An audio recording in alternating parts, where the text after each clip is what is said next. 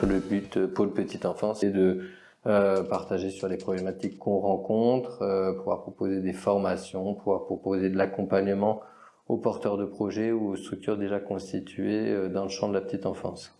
La création de la MAM d'entraînement, c'était permettre à des personnes justement qui avaient un vague projet ou même qui ne connaissaient pas ce que c'était qu'une MAM, de pouvoir la tester en vrai, entre guillemets, et de pouvoir mesurer les difficultés et d'essayer de les surmonter en étant accompagné, coaché d'une professionnelle du secteur, et en même temps de pouvoir sortir de cet espace et enquêter, rencontrer des partenaires, et petit à petit de permettre de faire émerger un vrai projet de MAM à terme. Quand on a pensé au projet, on s'est dit que c'était vraiment du gagnant-gagnant, et pour les politiques publiques, puisqu'on manque cruellement de modes de garde en Seine-Saint-Denis, et pour du coup faire évoluer le métier d'assistante maternelle, faire monter les personnes en compétences et leur permettre d'exercer au sein d'un groupe. Donc on travaille avec les partenaires de l'insertion, Pôle emploi, Maison de l'emploi, pour intervenir sur des infocols où on explique ce qu'est le métier d'assistante maternelle en MAM.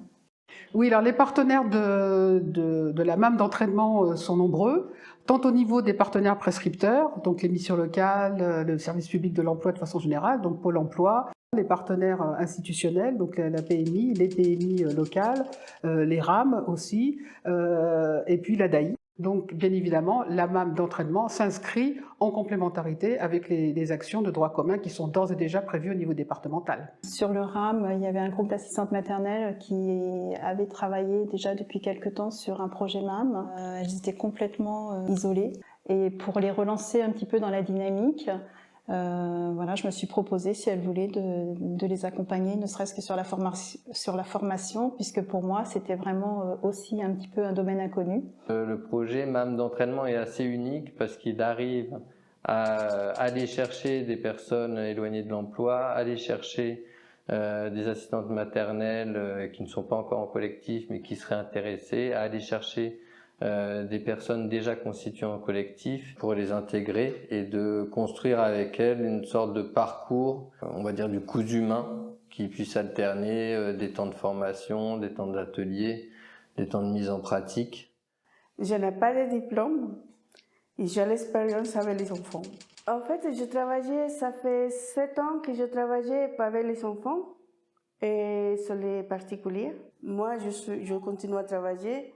Un autre qui est l'insurance. Dès le début, c'était un peu compliqué. Il nous parlait beaucoup des contrats, les assurances, les budgets. Après, petit à petit, je commençais à comprendre bien à qui c'est concerné. J'ai un diplôme en biologie. J'ai utilisé ce diplôme pour enseigner au collège en tant que professeur de SVT. J'ai entendu parler du métier d'assistante maternelle. Et puis ça m'a intéressée.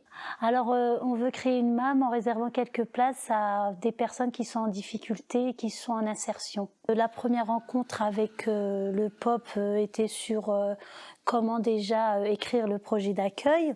On a eu une formation sur les statuts, comment ouvrir une association, aussi faire un budget.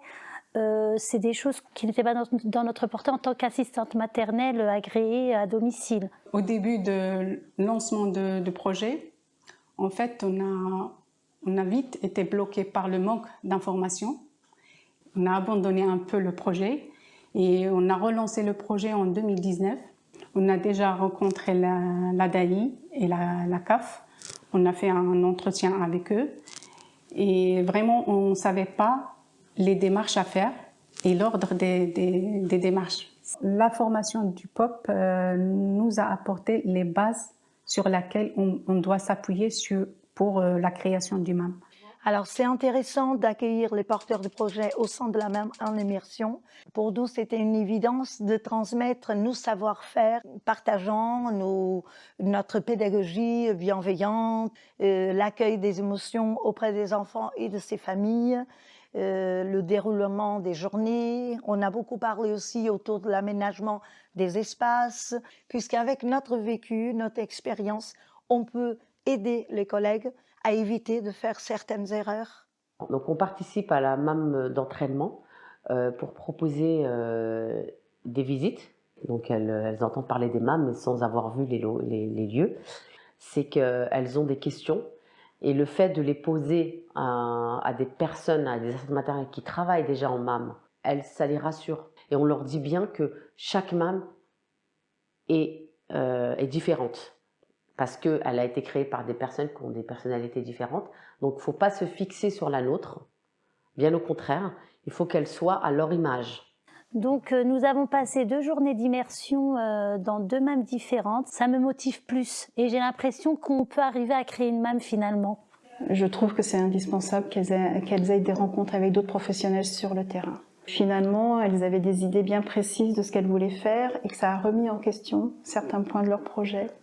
Et donc je pense que plus qu'elles auront des expériences à l'extérieur, une autre visibilité, plus leur projet sera peaufiné, entre guillemets, et plus il pourra être solide. Donc on peut accueillir des stagiaires en CAP petite enfance ou en auxiliaire de puériculture. Malheureusement, on ne peut pas accueillir d'assistantes maternelles. Ça, c'est vraiment dommage. Ça les inciterait plus à créer des MAM. Nos attentes, ça serait que le POP propose des formations au personnel de professionnels de la petite enfance au sein de chaque ville, je pense, pour mieux accompagner les assistantes maternelles qui souhaitent créer une MAM. Ça pourrait être intéressant de travailler à une sensibilisation plus forte des bailleurs sociaux et on se demande s'il ne serait pas intéressant de pouvoir, je ne sais pas, par exemple en montant une société civile immobilière solidaire, pouvoir faire de l'acquisition de logements spécifiquement dédiés à ces projets petite enfance, en particulier des MAM. Quand les personnes souhaitent travailler dans la petite enfance, on ne pense pas du tout à leur proposer de créer une maison d'assistante maternelle parce que ce concept n'est pratiquement pas connu des professionnels de l'insertion. On aimerait que ces partenaires soient davantage mobilisés pour le sourcing. De mon point de vue, il nous faudrait plus de temps, donc pouvoir être soutenus au-delà pour continuer d'accompagner ces porteuses de projets. Donc on réfléchit à réaliser une journée porte ouverte de la MAM d'entraînement qui permettra de la faire davantage connaître et de pouvoir directement poser les questions aux personnes qui animent ce très beau projet.